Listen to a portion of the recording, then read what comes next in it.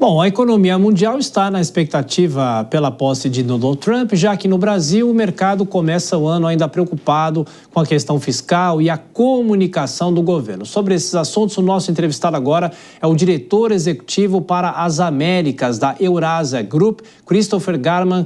Tudo bem, doutor? Como vai? Mais uma vez, muito obrigado pela participação na programação da Jovem Pan. Muito bem-vindo e um excelente ano.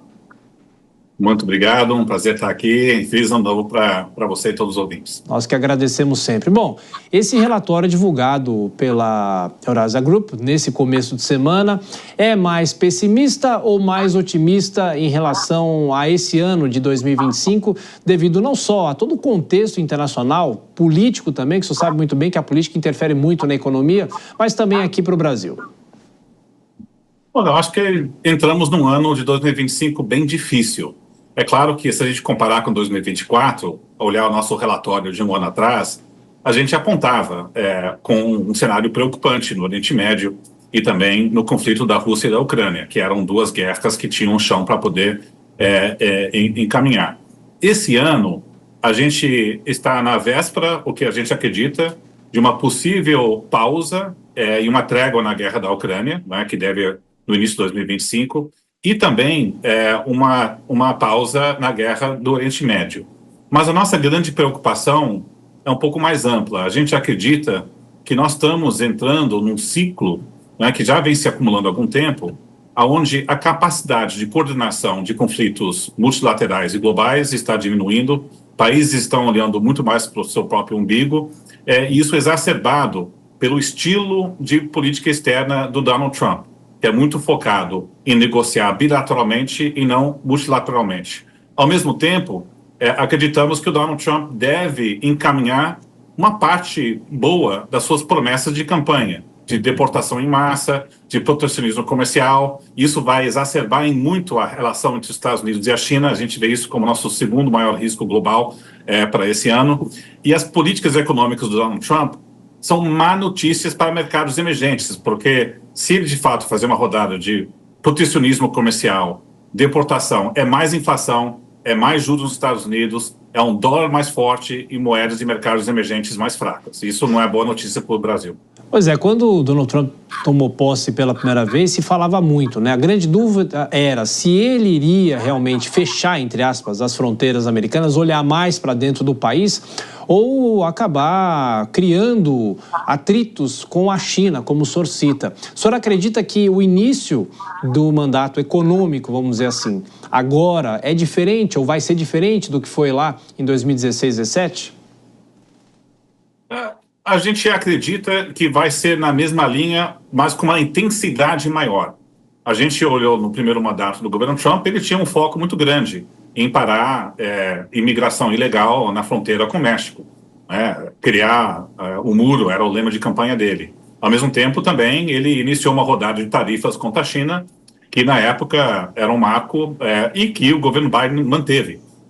A gente vê o Donald Trump voltando ao poder mais seguro de si mesmo, com mais poder, só há 4 anos. Então, portanto, ele deve perseguir esses dois eixos com mais intensidade.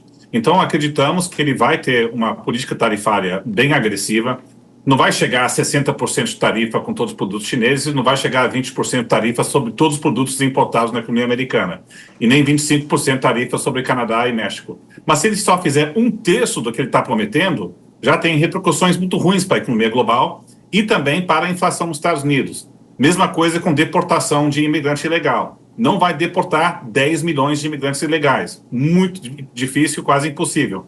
Mas é factível que ele deporte 1 milhão no primeiro ano, chegando a 3, 4 milhões no mandato. Isso também tem repercussões econômicas importantes, como a economia sobreaquecida nos Estados Unidos. Então, a gente vê um Trump mais disposto para poder encaminhar as suas preferências, não é que ele já se manifestou no primeiro mandato, e uma equipe ministerial do secretário dele muito mais leal a ele, para tentar executar as preferências dele, e não contendo ele tanto quanto no primeiro mandato.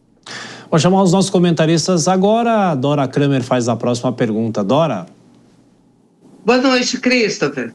No relatório divulgado hoje, vocês colocam ali 10 pontos de risco para o mundo, a maioria deles ligado à administração Trump. Eu não vou te pedir 10 pontos em relação ao Brasil, mas eu queria que você me desse 2 ou 3 pontos nesse mesmo ranking de riscos que a gente corre para 2025. Como que os riscos globais podem impactar o Brasil? Essa é a sua pergunta, não é, Dora? Pode ser isso, mas é mais voltado aqui para dentro. Quais os riscos que nós corremos? Não, perfeito. Eu diria, o primeiro, Dora, que eu diria que é relacionado a esse ambiente externo, é que, e você tem toda a razão, nossos 10 riscos, acho que uns 5 estão impactados com a perspectiva do governo Trump, né? A gente tem alguns riscos que a gente aponta que não são associados ao novo governo Trump, como o Irã muito enfraquecido, pode trazer fragilidade no Oriente Médio. A Rússia deve também agir de forma disruptiva na sua postura na Europa, mesmo com uma trégua na guerra. Mas eu diria que a primeira preocupação que o Brasil tem, eu diria, é que se nós estamos vivendo em um mundo de mais protecionismo global, não é? Que também sugere mais inflação na economia americana, menos crescimento na China, menos crescimento global, isso é um mundo onde as moedas de mercados emergentes, como a brasileira, tendem a desvalorizar mais, onde os preços de commodities também tendem a ser menor. Na nossa visão, olhando demanda e oferta de petróleo, a gente vê um preço de petróleo abaixo de $70 por barril.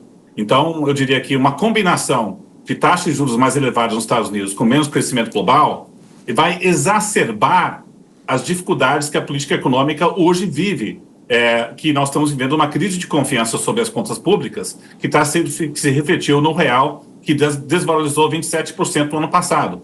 Então, e os mercados não estão precificando o que a gente está colocando no nosso relatório dos principais riscos globais. Então, se isso ocorrer, aí todas as dificuldades da política econômica ficam piores, porque é um câmbio mais depreciado, isso traz mais inflação domesticamente para o Brasil, coloca o Banco Central brasileiro em uma posição mais difícil ainda para poder cortar os juros e impõe uma necessidade de compensar com ajuste fiscal. E não vejo condições políticas, não é, para o governo Lula fazer uma nova rodada de ajuste fiscal. Então, no fundo, o maior risco que o Brasil tem é inação perante um cenário externo que está deteriorando, não é?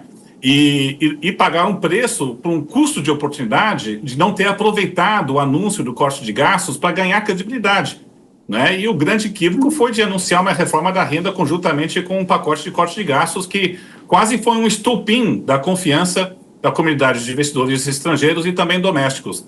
Então acho que esse é o principal desafio que eu vejo para o governo Lula do lado econômico, porque se a gente olha para 2026, aí eu diria que o outro risco que a gente enxerga em termos das qualidades de políticas públicas e políticas econômicas é um cenário onde o Palácio Planalto vive cada vez mais preocupado sobre a reeleição de 2026 e começa a adotar medidas para tentar angariar apoio popular. Se fizer isso no contexto de uma crise de confiança das contas públicas, as consequências são maiores ainda. Então, o que a gente está de olho muito na Eurásia, na nossa cobertura com a nossa equipe de Brasília, é olhar qual o grau em que um cenário econômico de juros altos, câmbio depreciado, pode impactar a aprovação popular do presidente Lula. Uhum. E aí os riscos da política econômica vão ser proporcionais ao grau em que o Planalto enxerga risco para 2026. Então, esse é um risco que vai ocorrer ao longo de 2025. O interessante, Dora, é que se a gente olha a aprovação do presidente Lula, ele tem gordura para queimar. A renda aumentou em 2 dígitos nos primeiros 2 anos de mandato. Então, a maioria do eleitorado está se sentindo melhor, né? E não é por acaso que a aprovação popular dele está em 50%, o que é alto em termos comparativos. Então, não é tão claro que essa aprovação vai cair rápido, não. Mas acho que isso é um risco bem importante. E terceiro, eu diria, não é, você está na seara internacional, o Brasil vai ter que navegar esse ambiente com os Estados Unidos, não é mais delicado, sediar a reunião dos BRICS, como você pode se aproximar da China sem criar um antagonismo maior com os Estados Unidos, com uma Casa Branca mais antagônica. Talvez não é um um risco direto econômico de tarifa americana sobre a economia brasileira, mas é um desafio diplomático nada trivial que o Brasil vai ter que navegar. E rapidamente a pergunta de Nelson Kobayashi. Koba. Boa noite, Christopher. Um prazer falar contigo. Você falou que há uma expectativa sobre uma política mais protecionista do Donald Trump e agora, no final da resposta à Dora, você falou sobre as relações do Brasil com a China. Se o Donald Trump tiver uma política mais protecionista, isso não abre portas para um aumento da relação do Brasil com a China, já que a gente está falando dos dois principais parceiros econômicos do Brasil? Não, perfeito, Nelson. Boa pergunta. É importante chamar algumas oportunidades que podem vir com um mundo geopolítico mais contencioso. E acho que se a gente olha a perspectiva de uma relação bem difícil com os Estados Unidos e a China, e o que a gente está escutando nos nossos relatos com a nossa equipe que cobre a China e Pequim, é que Xi Jinping, dessa vez, se vier tarifa americana, vai reagir e responder mais veementemente e uma resposta mais dura contra os Estados Unidos. No primeiro mandato, o Trump colocava tarifa e os chineses respondiam com tarifas um pouco menos intensas do que os americanos, que no linguajar de relações internacionais é de-escalatory, que você tenta diminuir o risco de uma escalação desse conflito. Dessa vez a gente está escutando que não vai ser assim. Eles vão retrucar de forma mais forte. Então tem o potencial, sim, da relação bilateral com os Estados Unidos e China deteriorar. E aí o Brasil pode ganhar, sim, porque, como no primeiro mandato, uma retaliação chinesa pode tarifar produtos agrícolas americanos e abriu espaço para maiores exportações do produto agrícola brasileiro.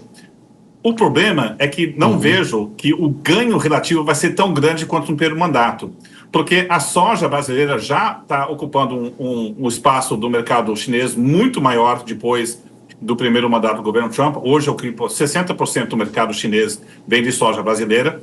E também nós temos o desafio da entre-safra entre a soja produzida nos Estados Unidos e no Brasil, que para substituir a soja americana, você vai ter que comprar mais soja brasileira num período onde está mais caro. Então, isso se traduz em preço de alimento mais elevado para os chineses. Então, talvez a resposta chinesa não seja tão pesada em tarifas de produtos agro-americanos. Então, em outras palavras, o ganho relativo do agro brasileiro talvez não seja tão grande.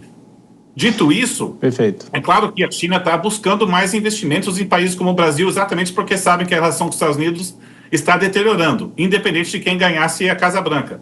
A União Europeia assinou o acordo com o Mercosul depois da guerra da Ucrânia e também preocupado com a relação transatlântica. Então veja que você tem interesse de países como China ou União Europeia realçar laços com o Brasil exatamente devido a esses conflitos geopolíticos. Então tem algumas oportunidades, mas aí na balança eu vejo um mundo de menos crescimento, um dólar mais forte e moedas desvalorizadas nos mercados emergentes como um peso maior do que o ativo que pode vir desses ganhos de oportunidade.